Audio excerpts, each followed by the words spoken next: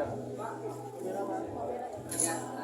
yang pertama saya mau sampaikan gitu ya, hadirnya sigap lapor ini kan sebetulnya satu langkah strategis ya. Salah satu informasi untuk meningkatkan mutu dalam pelayanan peningkatan pelayanan informasi. Jadi sigap lapor adalah satu sistem informasi penanganan pelanggaran yang merupakan satu langkah strategis dari Bawaslu untuk meningkatkan mutu dalam hal pelayanan dan informasi terhadap pelaporan di Bawaslu. Nah ini kan yang dari awalnya orang masyarakat melapor datang ke Bawaslu, kemudian secara manual dia hadir datang terkait mekanisme semua pelanggaran-pelanggaran yang berkaitan tentang yang ada di Bawaslu berkaitan tentang jenis pelanggaran.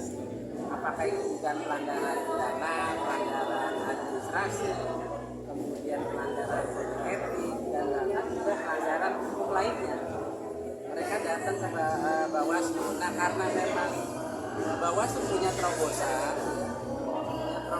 untuk meningkatkan dan mengubah layanan yang tadinya manual menjadi layanan berbasis elektronik. Karena ini juga menyangkut persoalan lokus delikti mereka melaporkan ke Bawaslu. Jadi kalau ada orang yang di daerah masyarakat Papua mau lapor ke Bawaslu RI, nggak harus datang ke Bawaslu RI, cukup dengan aplikasi namanya sigap lapor. Termasuk juga sigap lapor ini juga hadir seluruh informasi kemudian proses hasil penanganan pelanggaran itu mudah diakses dalam kaitannya dengan basis data yang ada. Jadi kalau masyarakat mau ingin tahu kaitannya tentang pelanggaran politik uang terkait dugaan pelanggaran pidana, silakan bisa diakses. Atau juga kalau masyarakat mau melakukan penelitian atau juga mereka mau ingin informasi terkait misalkan ada teman-teman yang S1 yang mau mengerjakan skripsi atau juga S2 tesis kemudian mencari data informasi tentang pelanggaran, itu boleh datang ke Bawaslu dan bisa juga diakses lewat aplikasi sigap lapor.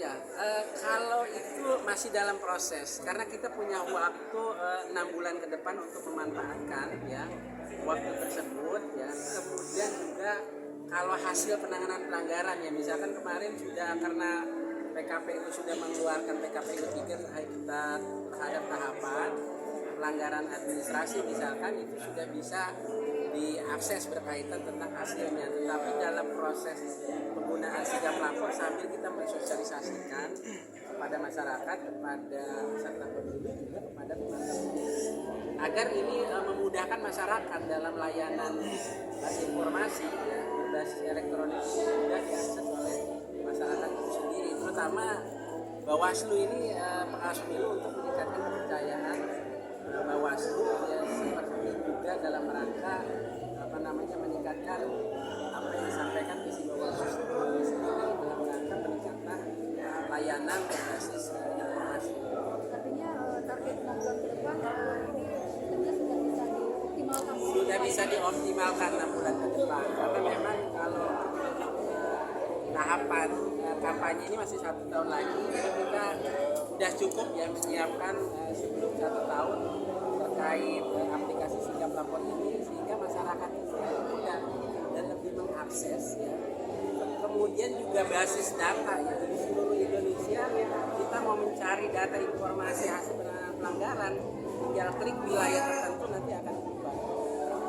Berarti ini baru bisa digunakan oleh masyarakat itu 6 bulan kemudian sambil berjalan dan kita harus butuh waktu untuk mensosialisasikan. Pertama adalah di 34 provinsi.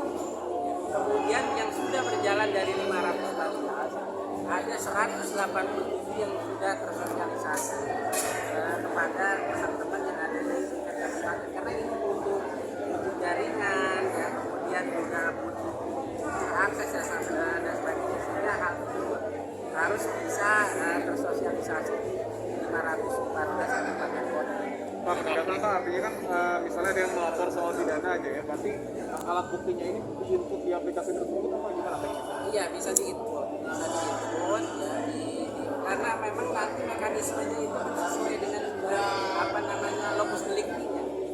Kalau misalkan prosesnya itu ada, misalkan di Jawa Barat, nah tinggal nanti klik di wilayah Jawa Barat, jadi nanti tinggal disosialisasikan lokus deliktinya di wilayah Jawa Barat, maka dilakukan prosesnya di Bawaslu Provinsi Jawa Barat. Kalau misalkan adanya di Jawa Timur, maka disesuaikan. Kalau kemudian langsung di Bawaslu RI, sudah tidak dan proses ketika itu nanti menyesuaikan terhadap wilayah dan lokus yang ada. Pak, ini kan artinya kan banyak sekali laporan, Pak. Ini Bawaslu ini memastikan semua laporan dilayani atau diterima atau ditangani seperti apa, Pak? Pada intinya laporan itu harus diterima.